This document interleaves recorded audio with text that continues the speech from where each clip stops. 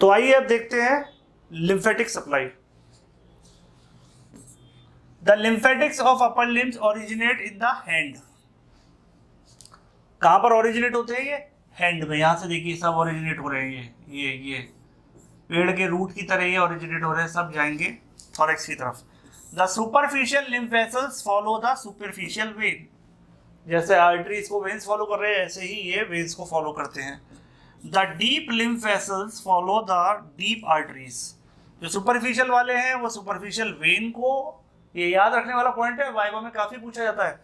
जो superficial lymph node हैं वो वेन्स को फॉलो करते हैं, जो डीप लिम्फ नोड्स हैं वो आर्टरीज को फॉलो करते हैं, क्योंकि आर्टरीज डीप होती हैं, वेन्स सुपरफिशियल होती हैं, ये आपको पता है, ठीक है।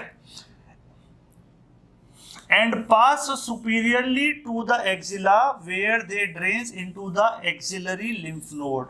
और ये कहां पर आकर अपना सप्लाई देती हैं? सारे एक्सिलरी लिम्फ नोड में। ये है lateral group of axillary lymph node.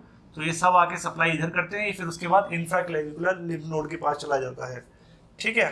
तो दो ही बातें याद रखनी है, सुपरफिशियल वाले किसको फॉलो करेंगे? वेन को फॉलो करेंगे, और डीप वाले किसको फॉलो करेंगे? आर्टरीज को फॉलो करेंगे, ठीक है। तो अब शुरू करते हैं क्लिनिकल कोरिलेशन वाला पार्ट।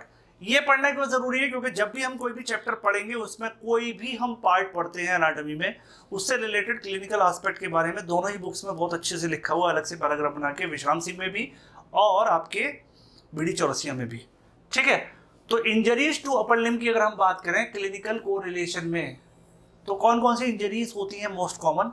तो human upper limb is mean for prehension, that is grasping, and not for locomotion and transmission. तो जाहिर सी बात है कि जो मेन फंक्शन है हमारा ग्रैस्पिंग है, ठीक है, ये कभी भी हैम्पर नहीं होना चाहिए।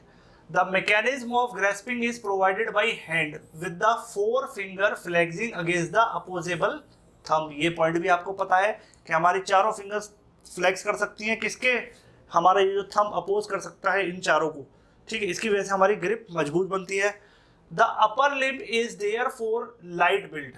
तो ये इसकी बिल्ड कैसी होती है? हमेशा लाइट बिल्ड होता है, ये उतना हैवी नहीं होता, उतना मजबूत नहीं होता, इसीलिए इसकी its bones are smaller and weaker, joints are smaller and less stable, hence it is more prone to the injuries such as dislocation and fracture।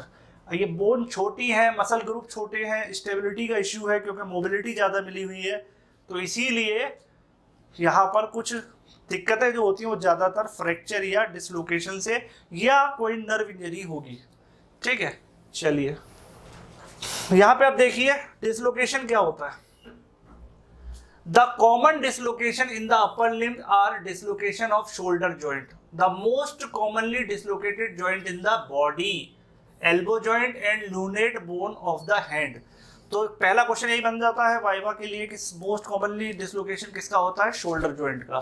क्यों होता है? उसका रीजन ये है कि हमारा जो शोल्डर का हेड है, जो ह्यूमरस का हेड है वो बड़ा होता है, और जो स्कैपुला की ग्लिनोइड कैविटी होती है वो छोटी होती है, 4 गुना का अंतर होता है, तो वो उसके अंदर पूरी तरह फिट नहीं होती, वो सिर्फ मसल के बैलेंसिंग से और लिगामेंट और टेंडन से वो जुड़ा रहता है, ठीक है। इसीलिए उसमें डिसलोकेशन होने के चांसेस ज़्यादा होते हैं। आपको इस डायग्राम में दिख भी रहा होगा, नॉर्मल शोल्डर है ये, ठीक है। यहाँ पर देखिए ग्लिनोइड कैविटी के पास ये फिट है और ये डिसलोकेट कर गया ओरिजिनल लोकेशन से, ठीक है। इस डायग्राम में, कलर डायग्राम में भी देख सकते हो, डिसलोकेशन के बाद ये नीचे की तरफ आ गया, ठीक है। इसके अलावा एल्बो जॉइंट पर भी डिसलोकेशन हो जाता है कई बार, और लूनेट यानी रिस्ट जॉइंट के पास भी कई बार डिसलोकेशन होता है।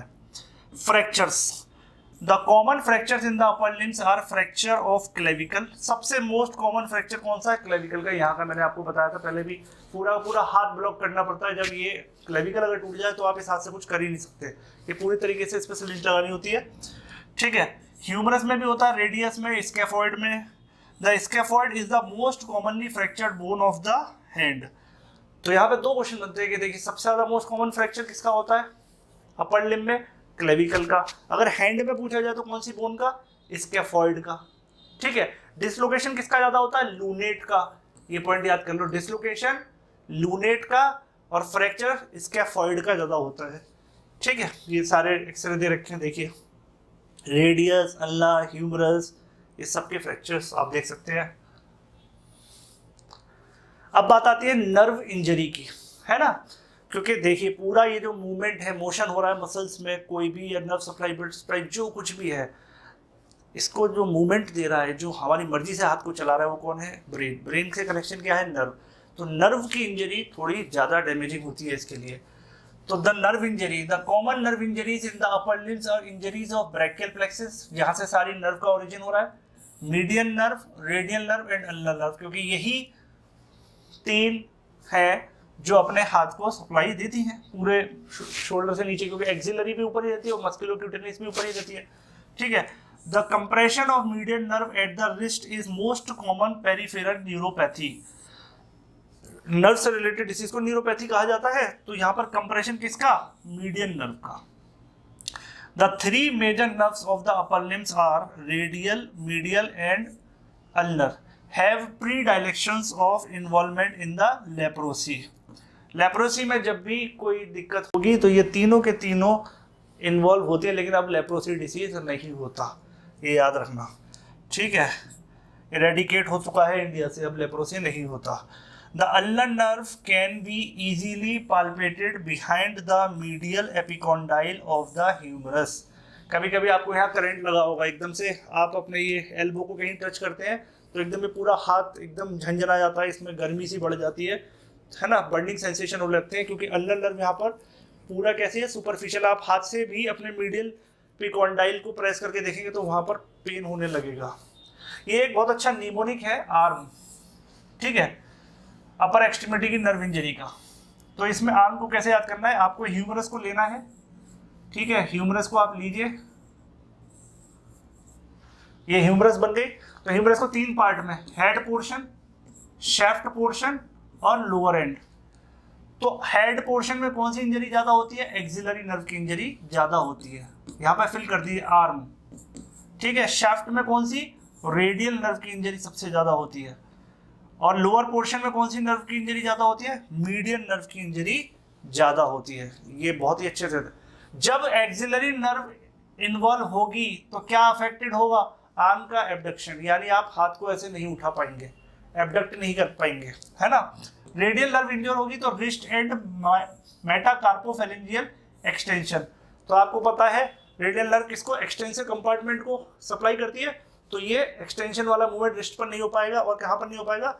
मेटाकार्पस पर। Median nerve finger flexion, median nerve कौन से कंपार्टमेंट करती है? फ्लेक्जर कंपार्टमेंट पे। तो फिंगर्स का क्या होगा? फ्लेक्जन जो है वो अफेक्ट होगा। तो ये बेसिक सी बातें याद रखें, बाकी बहुत सारी डिटेल है, कई तरह की इंजरी है, लेकिन ये फर्स्ट चैप्टर में दे रखा, मैं केवल उसी को डिस्कस कर रहा हूँ, ठीक है।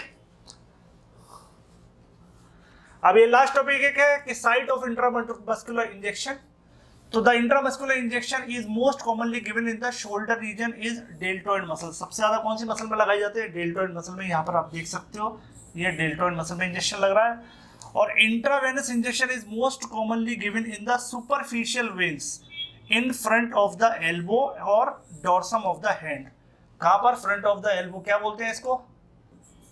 क्यूबाइटल फोसा, है ना। तो इस जगह पर सब विजिबल होता है, बड़े आसानी से सरफेस पर दिखता है, तो इस वाली वेन में हम इंजेक्शन लगाते हैं। सुपरफिशियल वेन में कहां पर? In front of the elbow joint, ये जो ट्रायंगुलर एरिया होता है इसमें, या फिर dorsum of the hand. Dorsum of the hand आपने देखा होगा, जब कभी ड्रिप लगती है तो इस तरफ से नहीं लगती, ठीक है, इस तरफ से लगती है, इस सरफेस पर ड्रिप लगाते हैं डॉक्टर जब, है ना। तो जो ड्रिप लगेगी वो डॉर्सम ऑफ द हैंड पे, क्योंकि यहाँ पे भी when superficial. Site for feeling arterial pulsation in hand, upper limb में देखने के लिए। तो आर्टीरियल पल्सेशन मोस्ट कॉमनली कहाँ पर फेल्ट होता है? Auscultated on the medial side of the front of elbow for recording blood pressure. आप यहीं पर बांधते हो ना ब्लड प्रेशर वाले बेल्ट, वो इंस्ट्रूमेंट को, कपड़े को यहीं आर्म रीजन पर लपेटते हो और यहाँ पर इसको रखते हो अपने स्टेथोस्कोप को, साउंड को चेक करने के लिए, ठीक है। अस्कल्टेशन, या हाथ से भी फील करके देखते हो। तो कहाँ पर? आर्टीरियल पल्सेशन बेसिकली कहाँ पर मिलता है? The arterial pulse is most commonly felt on the lateral side of the front of distal forearm of the recording pulse rate. Lateral side कौन सी? यहाँ पर पकड़ता है डॉक्टर, नर्व चेक करते हैं ये, है ना। तो यहाँ पर उसको प्रेस कर देते हैं। इसके अलावा बॉडी में कहाँ कहाँ आप पल्स फील कर सकते हो? टेम्पोरल रीजन में, फीमोरल रीजन में, पॉप्लिटियल रीजन में, posterior tibial, carotid, brachial, radial, dorsalis pedis, इन सभी जगहों पर आप आर्टेरियल पल्स फील कर सकते हो जो इस डायग्राम में दिख रहा है। पल्स पॉइंट को चेक करने के लिए क्या है, points where artery is between the finger tip and a bony area, जहां पर आर्टरी एक बोन के ऊपर से जाती है, जब आप उसको प्रेस करते हो तो आसानी से प्रेस हो जाती है, उसका जो पल्स है वो आपको महसूस होती है। Always felt with 2 to 3 fingers but never the thumb, कभी भी फील करें तो उंगलियों से करें, थंब कभी नहीं लगाना चाहिए, बेसिक रूल है। ठीक है, अब ये जो सर के पास, यहाँ पर आपको सर में कभी दर्द होता है, आप हाथ लगाइए, खुद ही अपने बैठे बैठे वीडियो देखते थे, हाथ लगाइए, यहाँ पर एक पल्स फील हो रही होगी बिल्कुल बहुत अच्छे से। ठीक है, बिल्कुल जस्ट यहाँ मेरे चश्मे का ये चश्मे का एंड आ रहा है, ये इस पर आप फील करिए, तो यहाँ पर कौन सी हो रही होगी, टेम्पोरल। ए में क्या है, टेम्पोरल। ठीक है, यहाँ ग्रोइन रीजन में, बी में क्या है, फीमोरल, ये वाली, इस पॉइंट पर अगर फील करेंगे आप नीचे तो ये। इधर सी में कौन सा है आपका, पॉप्लिटियल, यानी नी जॉइंट के पीछे की तरफ फील कर सकते हैं आप, और एंकल जॉइंट पे मीडियली फील कर सकते हैं।